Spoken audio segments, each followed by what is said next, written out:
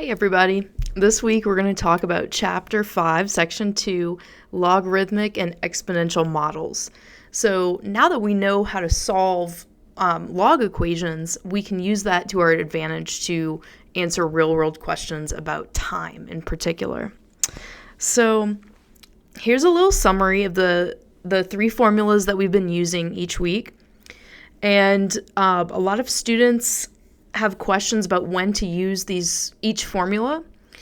For the standard exponential formula, this is the y equals a times b to the t, where a is our initial value and b is the growth or decay rate.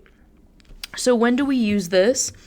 Well, we use this anytime we're looking at a certain growth percentage and we're not using the word compound or continuous. So we'll write that as a little note here. Use when increasing or decreasing by a percentage.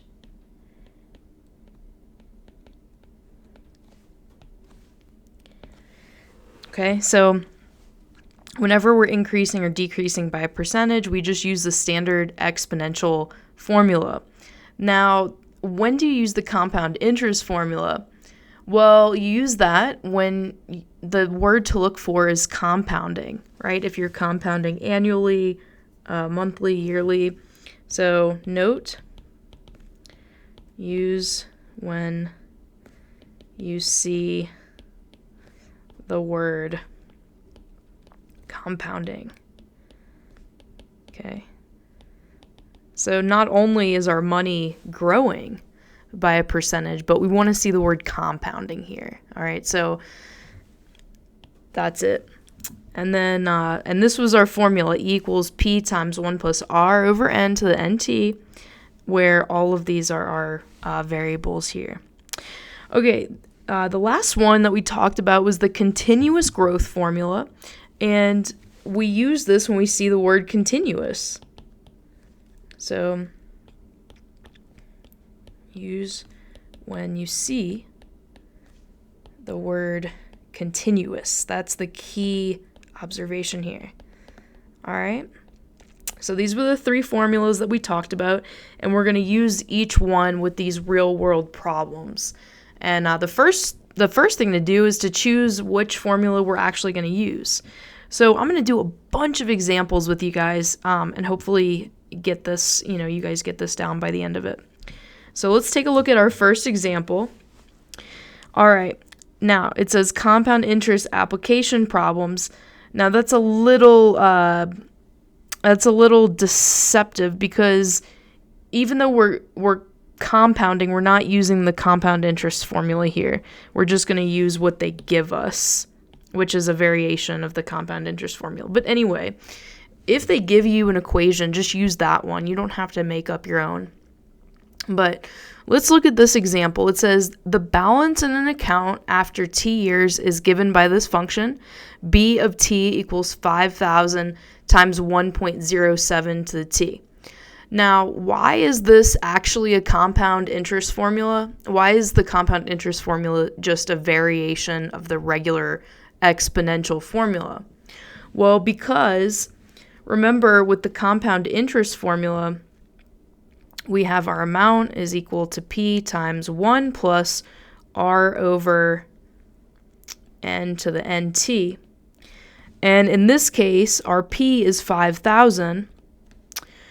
Our R is going to be 0.07.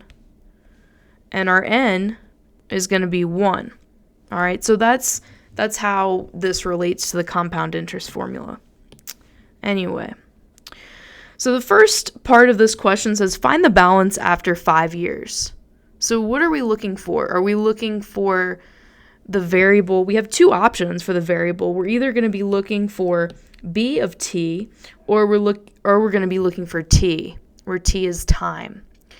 But since we're being asked for the balance, we're trying to figure out what B of t is.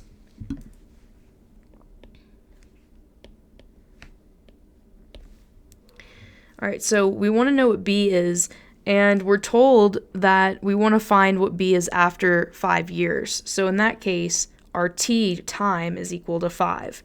And we just plug in 5 into our formula that we're given here for t. So we have b of t is equal to 5,000 times 1.07 to the 5th. And let's see what I get when I do that.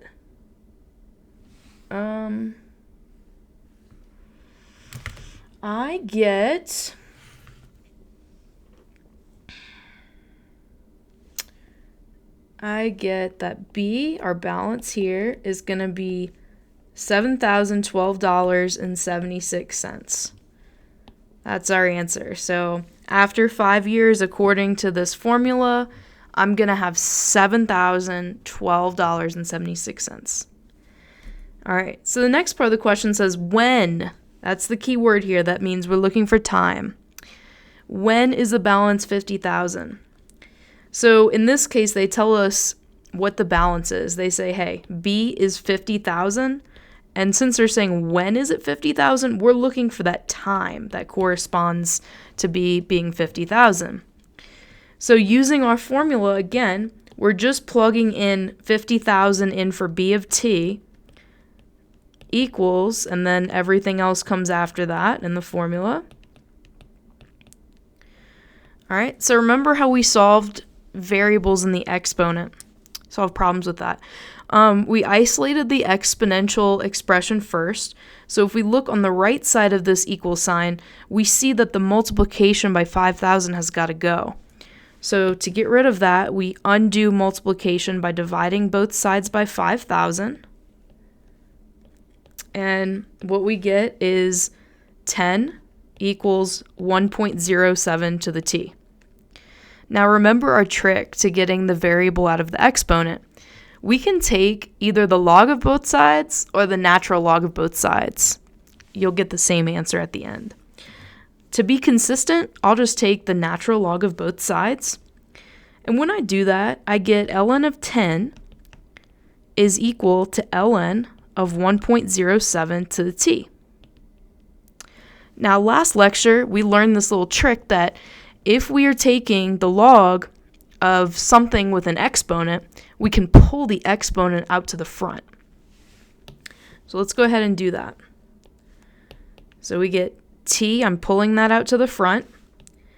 I get t times ln of 1.07 equals ln of 10. Want to divide both sides by ln of 1.07 to get t alone. So let's go ahead and do that. Dividing both sides by ln of 1.07.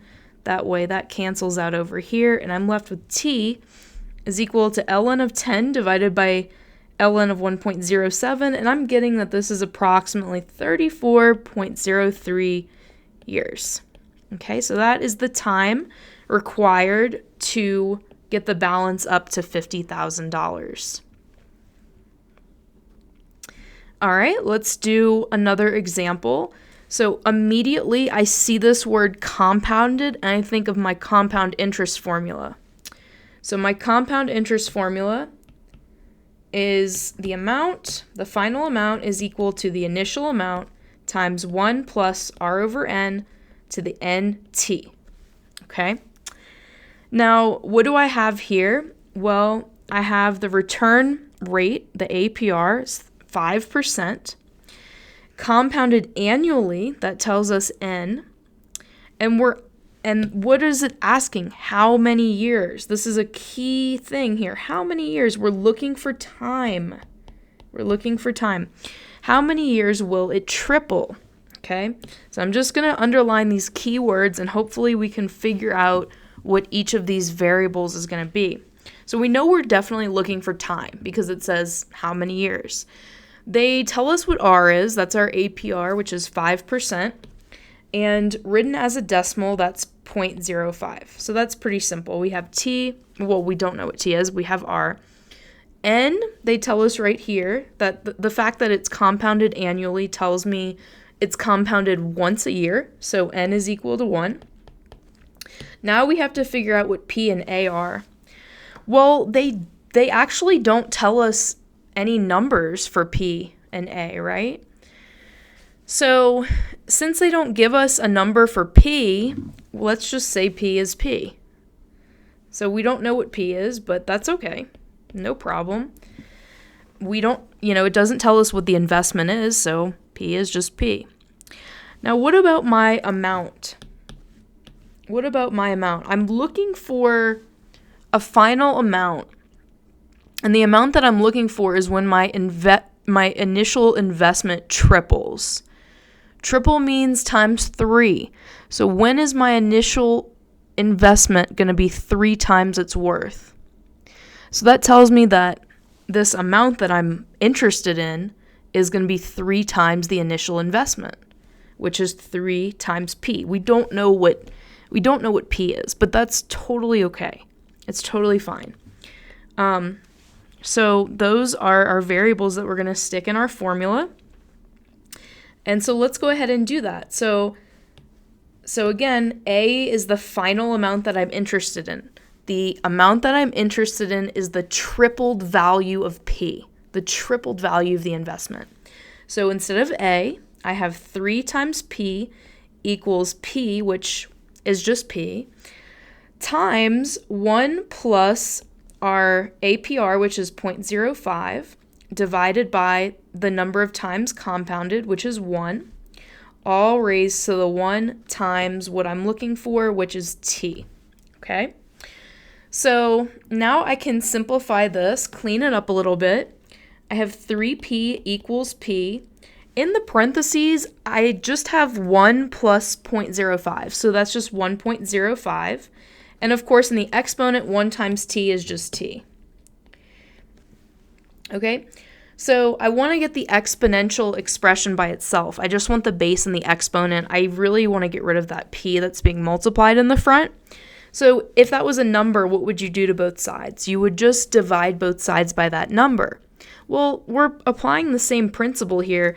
All we're doing is dividing both sides by whatever that is, which is P. And that way that cancels out. Now 3P divided by P, well, these P's cancel out, which is cool. So we just get 3 is equal to 1.05 to the T.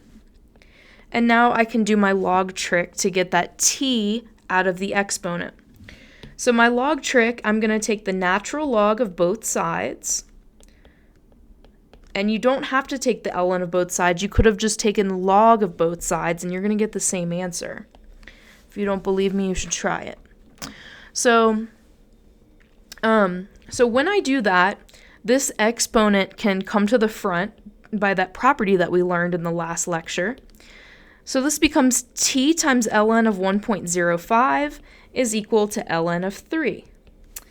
And to isolate T, I simply divide both sides by the ln of 1.05, and I get that T is equal to ln of 3 divided by ln of 1.05. And when I punch that in my calculator, I'm getting approximately 22.5 years. Okay, so that is how you do it. The hardest thing about these problems is setting them up. And like I said, the first step to doing these problems is determining which formula you're actually going to use. Since they are talking about compounding, we're going to use the compound interest formula. If they give us a formula, like in the previous question, of course we're just going to use that formula. If they tell us continuous or continuous compounding, we're going to use the continuous formula with E. So that's really it. So let's look at this one and think for a moment of which formulas you're going to use. So let's underline our important things. It says a $9,000 investment earns 5.8% annual interest, APR, and a $5,000 investment earns 8.6% APR. Both compounded continuously. The key word here is continuously. If you see continuous, you should think of that E formula. So it says, when will the smaller catch up to the larger? What does this mean?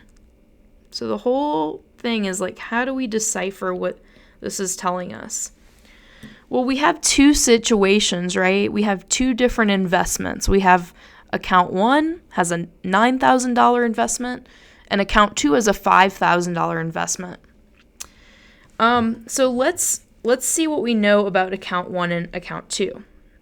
So for account 1, we know that our initial value is $9,000 because that's my investment.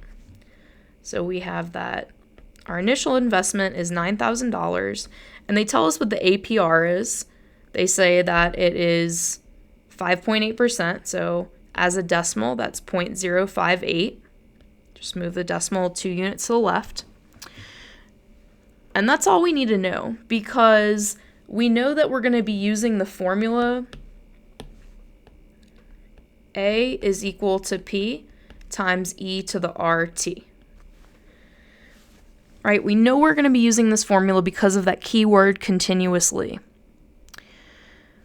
Now, it's asking when. So that's the key word. Like, that's what we're looking for. When means time. We want to know what is the time. Okay. So how can I represent account number 1 in the formula? I can say account 1 using the using the continuous compounding formula. A is going to equal P, which is 9,000, times e to the R, which is 0.058, to the T. Okay, so that's account 1. Maybe I'll put a little subscript there. So the amount in account 1, and maybe I should write this in words. So this means A1 is the amount of money in account 1. The amount of money in account 1 is represented by this function, 9,000 times e to the 0.058 to the t, where you can plug in any value of t to see how much money you have in that account for however many years you want to see. So that's account 1. Let's take a look at account 2. So again, account 2 is a $5,000 investment. So let's write this out.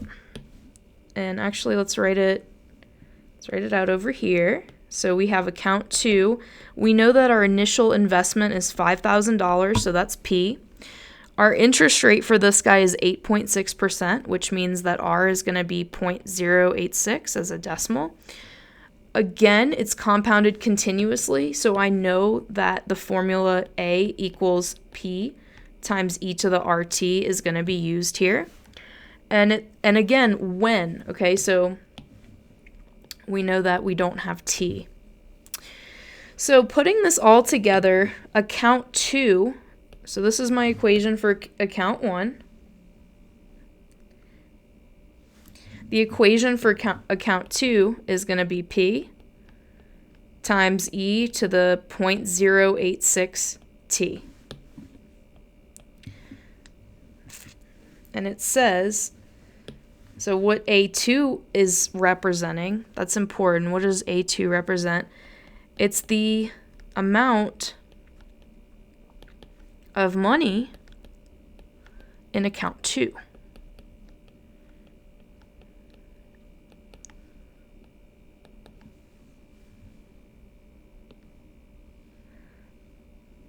So if you want to see how much money is in account 2 after 1 year, you're going to plug in T equals 1. If you want to see how much money is in account 1 after 1 year, you plug in T equals 1, and that's going to give you 2 different amounts of money. And the question that's asking us is, when is the smaller account going to catch up to the larger? And it might not be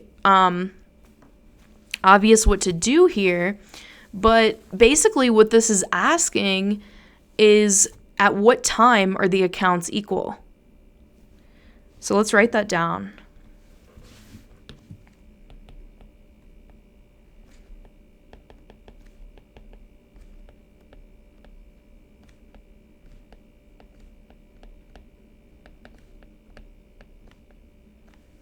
Or maybe let's do it like this. Say ketchup.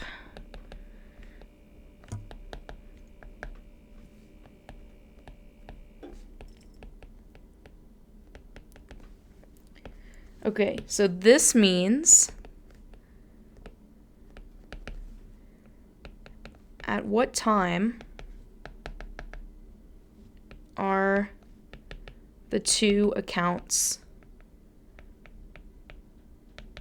equal? At what time does this occur? So when does A1 equal A2? When does that happen? Well, we know what A1 is, and we know what A2 is in terms of functions. A1 is this, and A2 is this.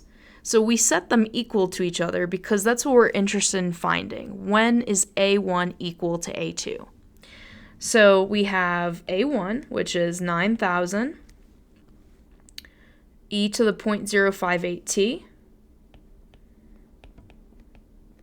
And maybe I'll keep my t in orange because that's what I'm looking for here. And when does this equal A2? Well, A2 is going to be 5,000 e to the 0.086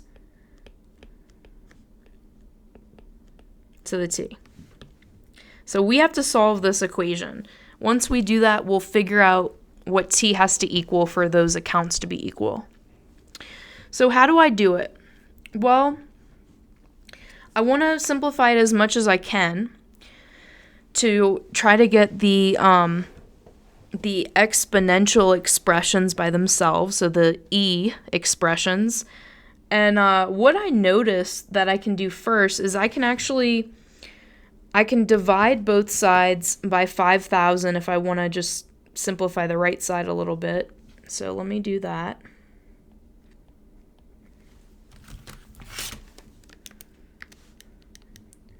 And what that's going to give me is 1.8 on the left side. So on the left side, 9,000 divided by 5,000 is 1.8. So on the left side, I get 1.8 e to the 0.058t. And on the right side equals e to the 0.086t. Okay. Now, at this point, you want to use your natural log and the fact that the natural logarithm is going to undo e, because that's going to make this thing simpler, right? So the fact that this is the inverse property that we talked about last lecture. I'm going to take the natural log of both sides and see what happens. So I'm going to take the ln of 1.8 times e to the 0.058t. Okay, so whatever I do to one side, I better do the other. So I need to take the ln of the right side as well. So ln of e to the 0.086t. On the right side, because of the fact that when we do an ln of e or an e to the ln, they cancel, right? They're inverses of each other. So leaving the left side alone, I just want to make sure that I do this step by step for you guys. Make sure that this is making sense. So on the right side, when those cancel, that exponent comes down, right?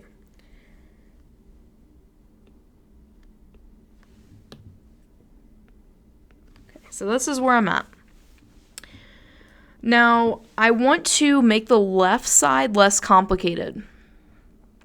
And the way that I can do that is by trying to get the ln close to the e so that they cancel out.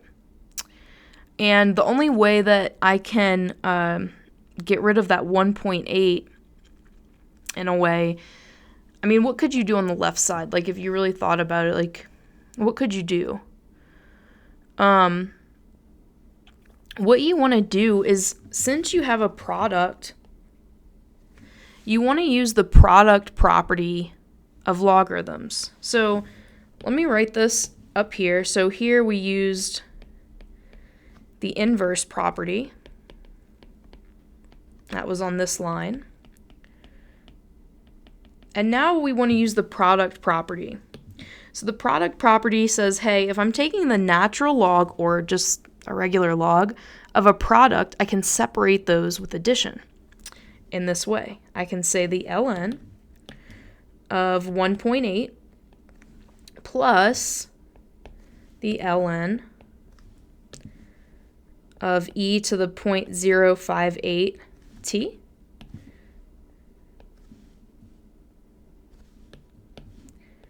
and that's going to equal the right side, which was 0.086 t. Now I'm going to write this over here. So we use the product property of logs.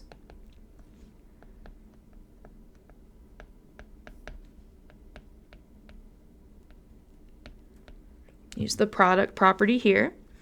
And now what's cool is that this guy, again, we're going to use the inverse properties to cancel that out, right? So carrying everything down, I have ln of 1.8. These cancel out, so I'm left with 0.058 t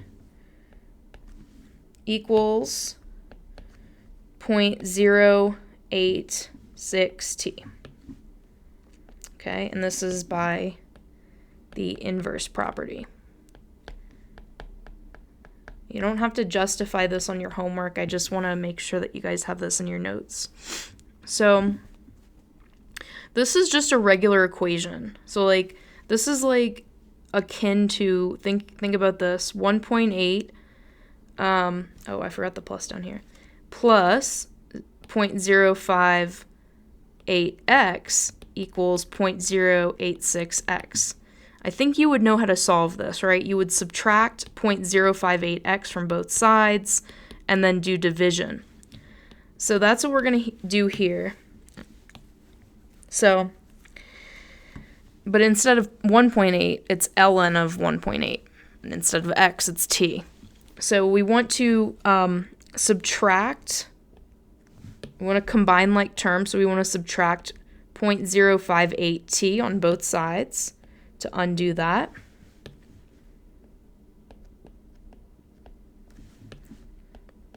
Okay, so on the left side, we just have a number, which is ln of 1.8.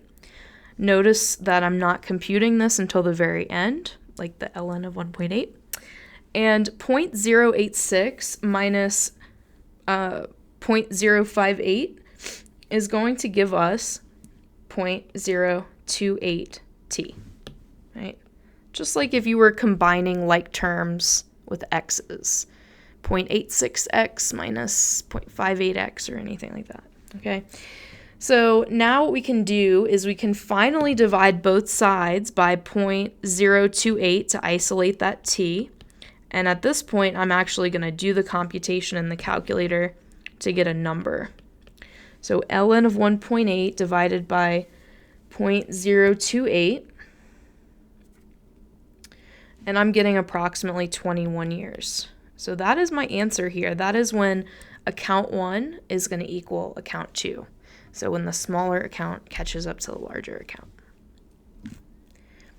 All right, so this is a two-part question. Find the time required. Okay, so we know we're looking for t off the bat. Required for an investment to triple in value if it earns 2% APR compounded continuously. That continuous means I'm using the E formula. Okay, so that's the big giveaway that we're using E is the continuous word. So we're going to be using P is equal, or sorry, let's write this again. A is equal to P times E to the RT. And we know we're looking for T for sure. R, they give us, it's the 2% annual interest. So we know that R is going to be 2% or 0.02 as a decimal. Again, this is one of those problems where they don't tell you a number for the initial investment. So we have to just call it P. And A is the amount that we're looking for. Like, well, not really the amount we're looking for, but we're looking for the time when P triples. So our corresponding A for the time that P triples is going to be 3 times P, just like in the other problem. So using all of this stuff, we can plug that into our formula here, and we get 3P for A equals P times e to the 0.02t. Okay. Now again, the easiest thing to do is to isolate the e to the 0.02t. So I'm going to divide both sides by p to undo that. And I just get 3 on the left equals e to the 0.02t on the right. What's the easiest thing to do to get rid of an e? Take the ln of it, right? So equations are, balanced. So whatever you do to one side, you better do to the other side. And so I better take the ln of both sides. So I have the ln of 3 is equal to the ln of e to the 0.02t. And the ln and the e are going to cancel each other out. That's why I took the ln of both sides to do that little trick. It's the inverse property. And so I get ln of 3 equals 0.02t. And finally, dividing both sides by, let's actually write it again here, gotta make some room. So what we're going to do to get t by itself is we're going to divide both sides by 0.02, and then t will be alone. All alone. Okay, so what is this going to give us? About 54.931 years. I'm just rounding randomly. I didn't specify, so if it's not specified, round to whatever you want. If it does say round to 1 decimal place, 2 decimal places, then follow what it says. But here it doesn't specify, so I just rounded to 3. And I did that for a specific reason, because the next part of this question says, hey, find the time required assuming that the interest is compounded annually. So we're looking for the time it takes for an initial investment to triple. And since we're dealing with the same interest rate, remember, guys, compounded continuously it's going to compound faster continuously than if it's doing it annually, right? So let's just check this with the math. So it says, find the time required assuming that the interest is compounded annually. So again, we're going to use the compound interest formula because of that word compounded, and we don't see the word continuous here. So the formula that we're using is P equals 1 plus r over n to the nt.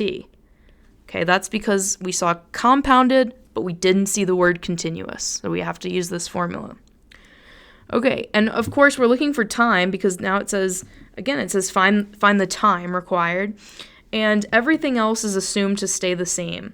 So our initial investment is still our initial investment. We are not given a number for that.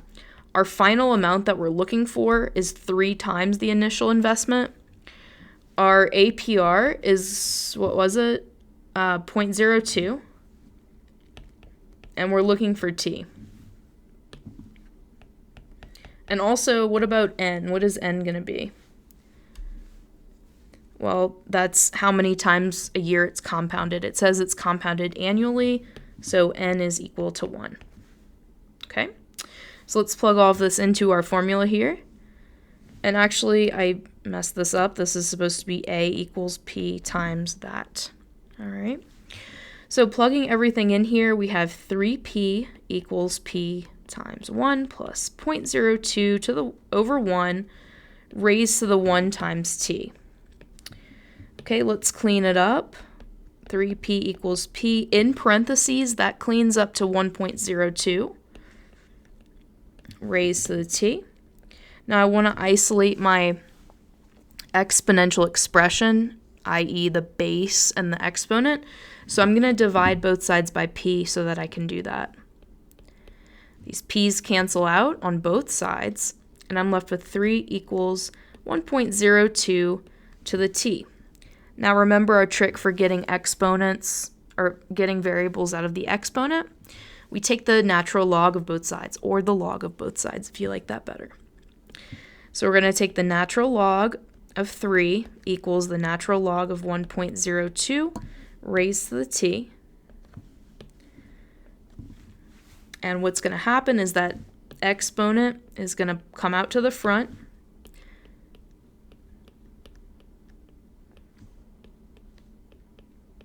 And finally, I'm going to divide both sides by ln of 1.02.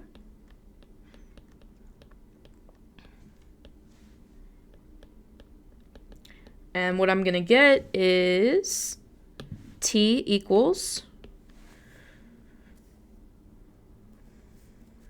55.478 years, which is more than the continuous case. So it's taking more time to triple your money in the regular case versus the continuous case, which makes sense, right? So that was that. Cool. Let's do some more examples. So another cool application of exponentials and logarithms is population problems. So populations tend to grow exponentially. And let's look at this problem. It says the population of a city is growing by 24% per year. Find the doubling time.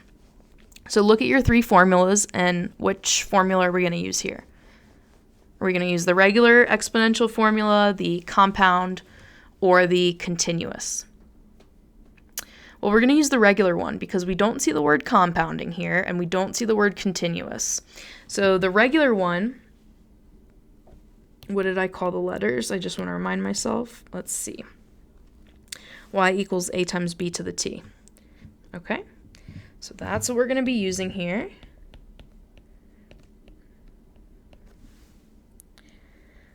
And again, y is the final amount. So it kind of acts like our a, I guess. A is our initial amount, which acts like our t. And b is, well, b is going to be our growth rate. So it's going to be 1 plus r, where, because it's growing, right? Where r is the percent increase per year. Okay? So, and then of course t is time in years. So, okay, so it says the population is growing by 24%. So since they're giving us that percent, that's r. So since r is 24% or 0.24, that means that in our equation, b is going to be 1 plus r. So b is going to be 1 plus 0.24, which is simply 1.24. Now it says find the doubling time. So we know we're looking for t. And the question is, what is a and what is y? So what is our final amount and what is our initial amount? Well, they don't give it to us, but the doubling time, the word double means that we're trying to figure out when the population is doubled from the start. So given the start, which we don't know, a is just equal to a, just like we had p equals p. We don't know the start, but we're interested in the time when the starting population is doubled. So what does that mean? That means that y, our final amount, like how, whatever the time that we're looking for set amount is going to be 2 times a. Okay, so again, we're not given how many people are in this town. We're just given, hey, this population exists and it's growing by 24% every year. And we're interested in how long it takes for that population to double. But we don't really know what the exact numbers are. We just care that it's going to double that initial population. So, given all this information, we can plug this stuff back into our formula here. So let's go ahead and do that. Wait, let's see. I'm losing it. Okay. Yeah, okay. All right, cool. So let's put everything into our formula here. Y is equal to 2a, right? And, the less variables you have, the better. So 2a is equal to a, which is just a, times b, which we found to be 1.24, raised to the t, which we're looking for. So again, just like we did before, we can isolate 1.24 to the t by dividing both sides by a. So let's do that. And when I do that, these cancel out, and I'm left with 2 equals 1.24 to the t. We know how to get rid of exponents. We take the ln of both sides.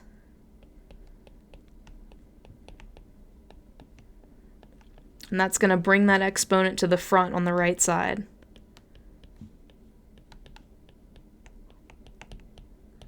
Finally, I can divide both sides by ln of 1.24 to get that t by itself.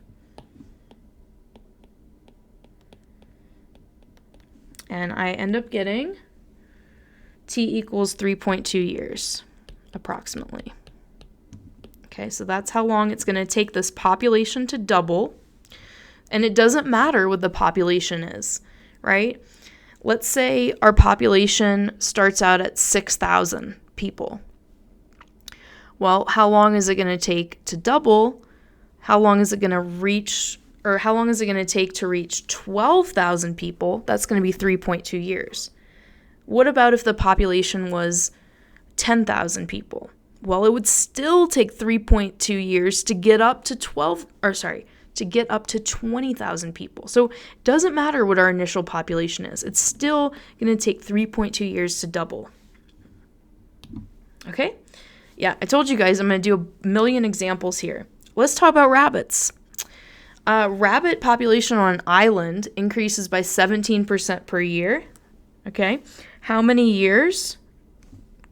We're looking for time right off the bat. Will it take for the population to triple in size? So let's do a quick scan. Which formula are we using? Regular, compound, or continuous? We don't see the word continuous. We don't see the word compound. So we're just going to use our good old y equals a times b to the t. Okay? Now, we know that b is equal to, since the population is increasing, it's going to be 1 plus the percent growth rate. And in our case, r is going to equal 17%. They tell us right here. And as a decimal, that's 0.17. Okay? So that means that b is going to be 1 plus 0.17. Therefore, b is going to equal to 1.17. So, and we don't need the r in our formula. Okay, what about a? Well, they just tell us it's a population again, just like the previous problem. We don't know how many rabbits there are to start out, but what we want to find out is how many years it's going to take to triple that starting number. So what we're interested in, that ending number that we're interested in, is 3 times the starting number, triple. So let's plug all this stuff into our formula here. Y is 3a equals a times b, which is 1.17, raised to the t. I'm going to divide both sides by a to isolate that exponential term. and I get 3 equals 1.17 to the t. Let's do the trick to get rid of the exponent and take the natural log of both sides. Bringing that exponent to the front, I have t times ln of 1.17 equals ln of 3. And finally, I'll divide both sides by ln of 1.17. So what I get is I get that t is equal to approximately 7 years. So that's my answer. That's how long it takes for this population to triple. Okay, let's do another example. A national park has a population of 5,000 deer in the year 2016. Conservationists are concerned because the deer population is decreasing at the rate of 7% per year. If the population continues to decrease at this rate, how long, keyword time, we're looking for time, how long will it take until the population is only 3,000 deer? So we need to take this apart, but the first thing we need to know is which formula we're going to use. Well, we don't see the word compound and we don't see the word continuous. We see continues, but not continuous. So we're going to use the regular formula, y equals a times b to the t. We know we're looking for t. We have that taken care of. What's y, a, and b? A is how much we start with, and that the amount that we start with is 5,000. It's in the year 2016, and they say it's going to be decreasing every year. So we know that we know what A is. A is equal, maybe I'll do this in purple. Well, actually, let's keep this consistent. T is in orange. Let's do A in purple. So 5,000 deer. What's B? Well, B is going to be 1 plus our growth rate if we're increasing and 1 minus our decay rate if we're decreasing. And our percent decay rate. So since we're decreasing, B is going to equal 1 minus R, and R is 0.07, 7%. So B is 1 minus 0.07, which is 0.93. Okay?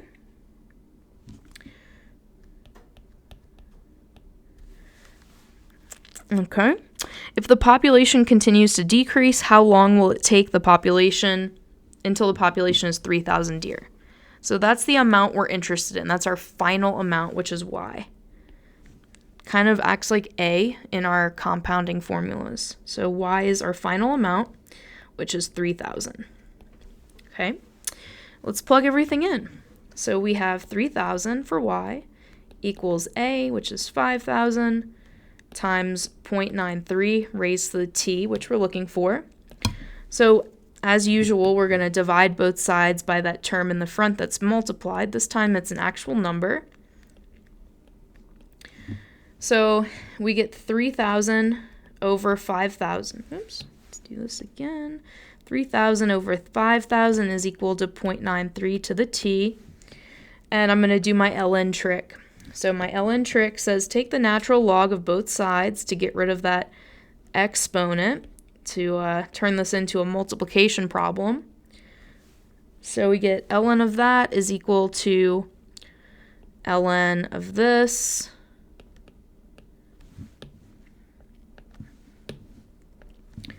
So that property tells us that t can now come to the front times ln of 0.93 equals this. All right, and last step is to divide both sides by ln of 0.93 to isolate the t. Okay, so let's see what the calculator is giving me here. So the calculator is giving me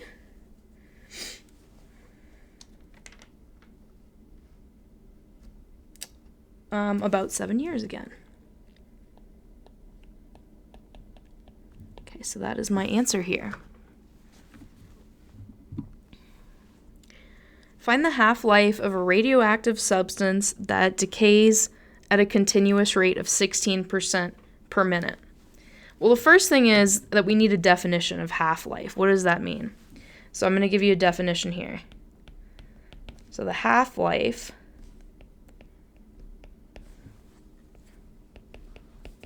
is the time that it takes for an initial amount to have. So like divide by 2. So half-life is time. So when it says find the half-life, we're looking for time right off the bat. Radioactive substance, it decays at a continuous, look at this, look at this, look at this. This tells us what formula we're going to use. So the formula we're going to use because of this keyword continuous is the E formula, which is A equals P times E to the RT. Okay? Now, they give us the rate that it decays at. It's 16%. Now, remember, in this formula, R is here, but we give it a negative sign if it's decaying, and we keep it positive if it's increasing. So that's different from the other formulas. So the signs matter in this formula. So here, R is going to be negative 0.16, because that's the percentage rate that it's decreasing or decaying. And we're trying to find time. Now, again, they don't tell us A or P. They don't tell us our starting value. They don't tell us our ending value. But what we know is that our starting value we can just say is P. And our ending value is going to be what? How much of the amount is going to be left? And the amount that we care about is half of the starting amount. That's the half-life, the time that it takes for an initial amount to have. So this is going to be 1/2 P. All right? Let's plug everything in.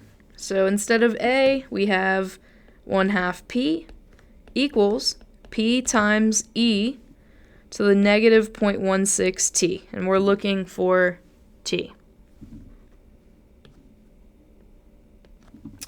So first thing you can do is divide both sides by P.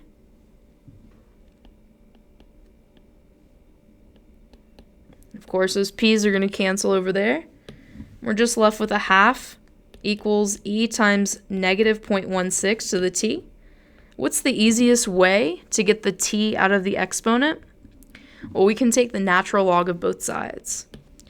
So ln of 1/2 is equal to ln of E to the negative 0.16 T.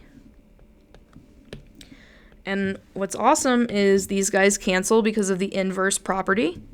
And I'm simply left with ln of 1/2 equals negative 0.16 times T.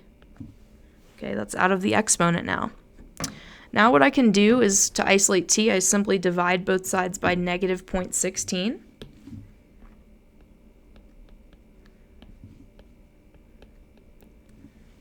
So T is going to equal ln of 1/2 divided by negative 0.16, which is about 4.3 minutes. So it takes about 4.3 minutes for this initial amount to decay to half of what it started out as. A population grows from 11,000 to 16,000 in 3 years. Assuming the growth is exponential, find the annual percentage growth. So, first of all, what are we looking for? Well, we're looking for the annual percentage growth, so we're looking for R this time. They don't say continuous or compounding in the problem, so we know that we're going to use our formula y equals A times B to the T. Okay, do we have any variables that we know? Well, we're trying to find R. What we do know is that our initial amount is 11,000 because that's the starting population. So we know that our A is going to be 11,000 in this case. And we're given another clue. We're given that it grows from 11,000 to 16,000 in 3 years.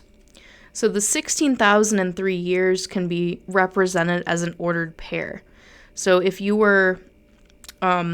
plotted this as like a graph, like a population growth graph, and it was y equals 11,000 times b to the t. We don't really know what b is yet, but basically, the first point on your curve, wherever it's starting, is going to be 0, 11,000, because that's our time and our y value, that's our output.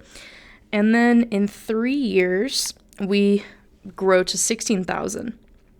So at year 3, we're at 16,000. So that corresponds to this point right here. And how can we use that point to figure out what R is? Well, we know what A is, and we know an ordered pair on the graph. And since we know 3 out of 4 of these things, we can find the fourth thing, which is B, and then use B to find R. So let's do that. So first of all, we have an ordered pair, 3, 16. So we have when t equals 3, our output y is equal to 16,000. And then we know that our a is always going to be the same. That's like a constant in our function. Our initial value is 11,000. And the question is, what is b? Because once we figure out what b is, then we can figure out what r is. So let's plug these values into our basic formula here. So y is 16,000. A is 11,000. We're not sure what b is, but we know that when our output is 16,000, our input is 3. And let's figure out what b is. So the first thing I can do is I can divide both sides by 11,000. And I'm just going to sort of leave it as 16,000 divided by 11,000, and that's going to equal b to the third. So remember to undo exponents. Well, we know a few tricks now. I mean, we can do the log thing, but we can also do this thing where we raise both sides to the third power. And that's going to clear that out. So b is going to be 16,000 divided by 11,000, all raised to the 1/3 power. So we get that b is approximately 1.133. And therefore, r is going to be 1 minus b, right? And that's just going to give us 13.3% if we write 0.133 as a percentage.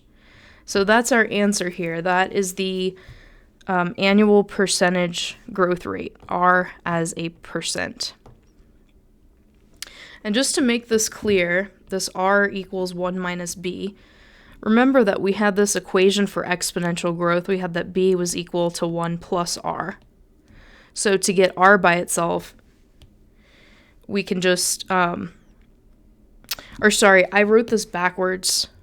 Let's write this again. Let's try again. So here, R is going to be B minus 1. And therefore, yeah, so that makes more sense. This is going to be 0.133, which is equal to 13.3%. Okay, so that's our answer. But anyway, we know that with exponential growth, b is equal to 1 plus r. So if we isolate r by subtracting 1, we get b minus 1 equals r. Okay, so that was our answer, 13.3%. Now for part B, it says, let's assume the growth is exponential, find the continuous growth rate. Here's my keyword here, continuous. So that means I'm going to use this formula with E. Okay, so again, I'm looking for R, but this time I don't have to do any like B equals whatever. I just have to find R by isolating it in this equation. So let's see, what can we do here? Well, we can use the same ordered pair that we used in part A. Our ordered pair was time was equal to 3, and the population, the amount, was equal to 16,000. So we have 3, 16,000. And what does this represent? Well, A and P are just like, or I should say capital A and capital P are very much like Y and lowercase a in the other problem. A represents our final amount, P represents our initial amount. So that's the idea here. So this is our T. So T is time, again. And this time, instead of Y, our output, we represent with the letter A.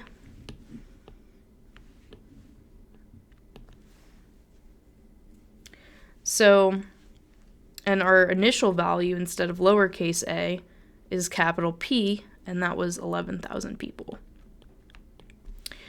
Okay, so if I plug all this stuff into my equation here, I get the following. I get 16,000 for A equals 11,000 times e to the r, which we're looking for, times the corresponding t with our output of 16,000. That corresponding t is 3. All right. Okay, so what I can do first to isolate the e to the r to the 3r, maybe I'll write it like that, it looks better. If I do 3r, I'll divide both sides by 11,000.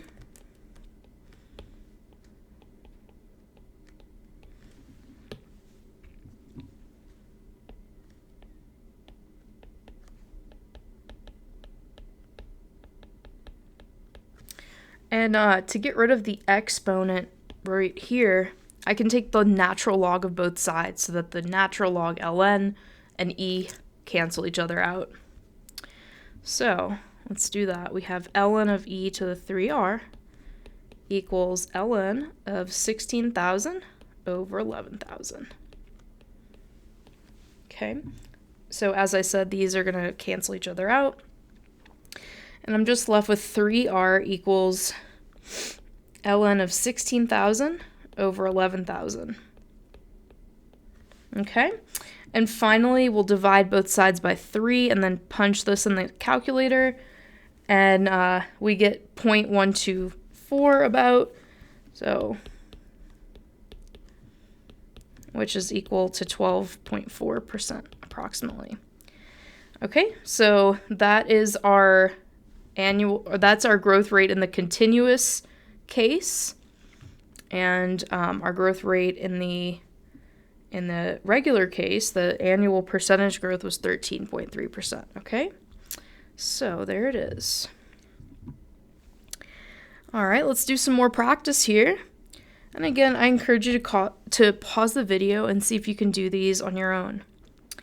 So a population doubles in size every 37 years. If we assume that the growth is exponential, we want to first find the annual growth rate, and then we want to find the continuous growth rate. So again, in both cases, we're looking for R, but we're going to be using different formulas. So for this guy, we're going to be using our regular formula, y equals a times b to the t, because we don't see the word compounding and we don't see the word continuous. So we have to use this. And also we see the word doubles. So when something's doubling, it's increasing by 100%. Okay, so they tell us that the population is going to double not every year, but every 37 years. Okay? And then it says we want to find the growth rate. So we're not really sure what the initial population is. So let's just call it A. Let's just say our initial amount is just simply A. We know that 37 years from the starting point, which, assuming the starting point is year 0, after 37 years, the population doubles. And that gives us an ordered pair. So they say, hey, remember our ordered pair looks like this. It's t, comma, y. And t is our time, and y is our final population. So this is telling us in 37 years, the population that we started with is going to double. What's the population we started with? We don't know. We just called it A. So the population at 37 years after that time is going to be 2A, doubled. Okay, so we're trying to find B, because if we can find B, we can figure out what R is. So let's go ahead and plug in what we have here. We know that Y is going to be 2A. So we have 2A is equal to A times B to the T. The corresponding T when Y is 2A is 37. And what we can do at this point is we can divide both sides by A to isolate that B. Those A's cancel on both sides, and we're simply left with 2 equals B to the 37.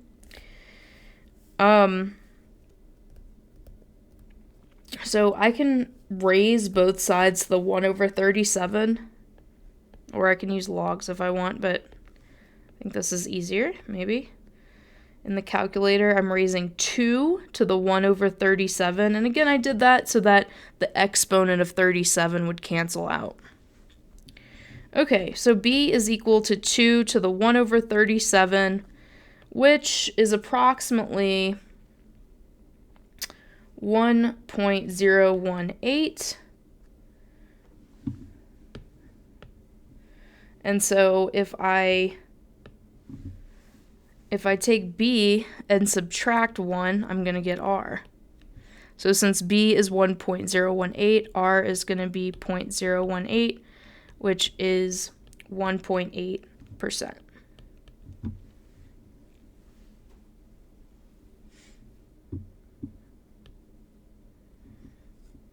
Okay.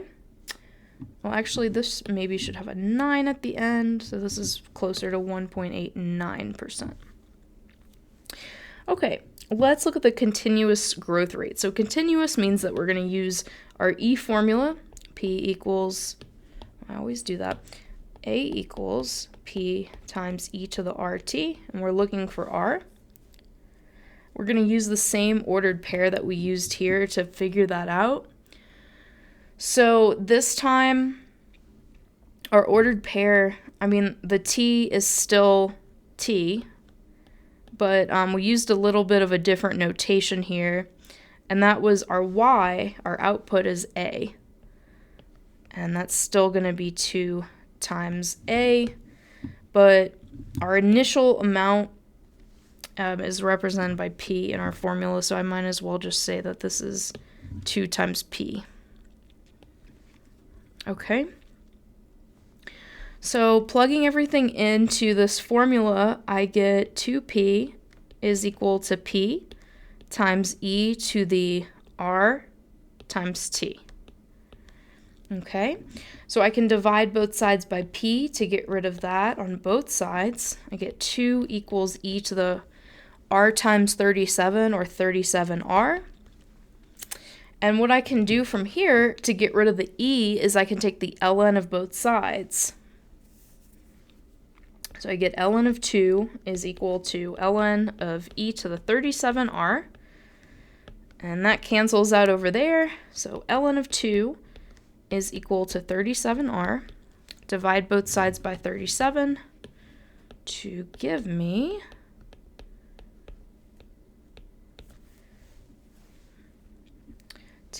R is equal to 1.87%. 0.1 or 0.0187 is 1.87%. Okay, so that was that. Let's do a few more examples. So another example of when you can use logs is with these medication problems. So Carlos had taken an initial dose of a prescription medication, and the relationship between the time and hours since he took the first dose and the amount of medication in milligrams in his bloodstream is modeled by this function right here, which is exponential, right? And in particular, it's of the form of the continuous exponential growth. Notice that our R is going to be 0.8, negative 0.8, or 80% decay for every unit of time, for every hour. So it says, how many hours will Carlos have, in how many hours will he have 1 milligram of medication remaining in his bloodstream? So how many hours? That's key for time. We're looking for time in this equation. And they give us this equation, so we don't need to figure out which one to use. The amount is that dependent variable that's all by itself. We've seen it as y, and we've also seen it as a. In this case, it's m of t, so that's the amount, okay, at time t. And that's what we're trying to figure out, the time when we have 1 milligram of that amount in his bloodstream. So m of t, or m, is going to be 1 for 1 milligram. And that's all we really need, because now we can plug everything into the formula. So our formula is m equals 20 times e to the negative 0.8t. So subbing 1 in for m, I have 1 equals 20 times e to the negative 0.8t. I can divide both sides by 20 to give me 1 over 20 equals e to the negative 0.8t. And to get rid of that e, I can take the ln of both sides.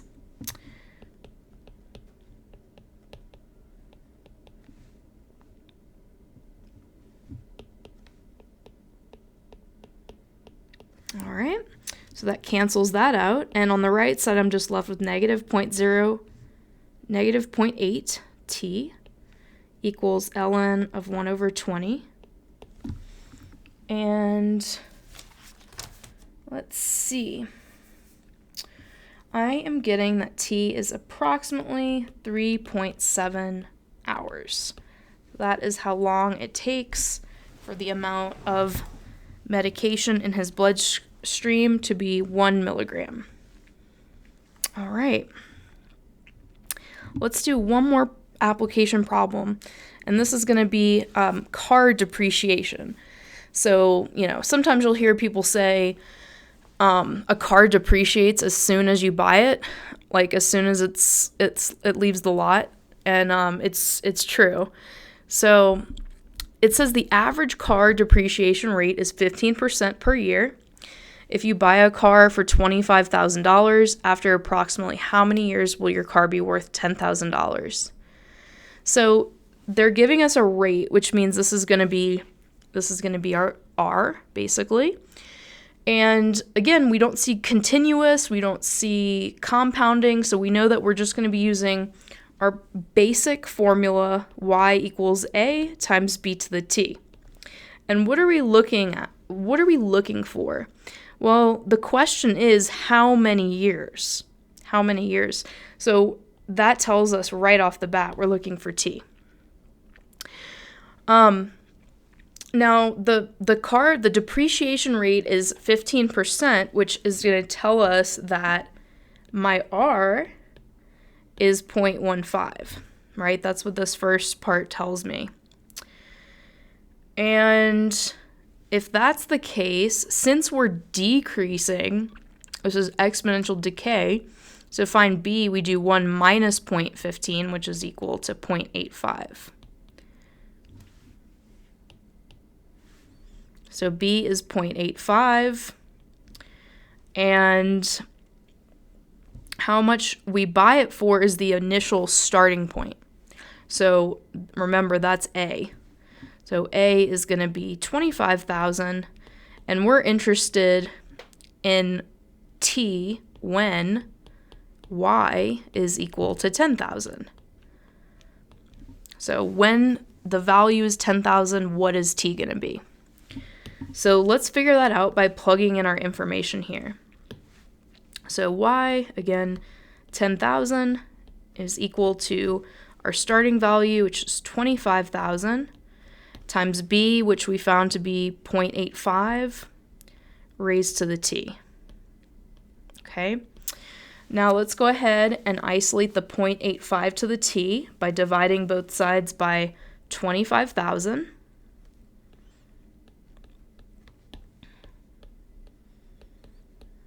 Okay, so we get 0.4 is equal to 0.85 to the t. And to get that variable out of the exponent, we can just take the natural log of both sides, or just the regular log. If we do log both sides, it'll work just the same way. So let's do that. So we have ln of 0.4 is equal to ln of 0.85 to the t. And taking that natural log is going to allow me to bring the exponent to the front right there. And I get t times ln of 0.85 is equal to ln of 0.4.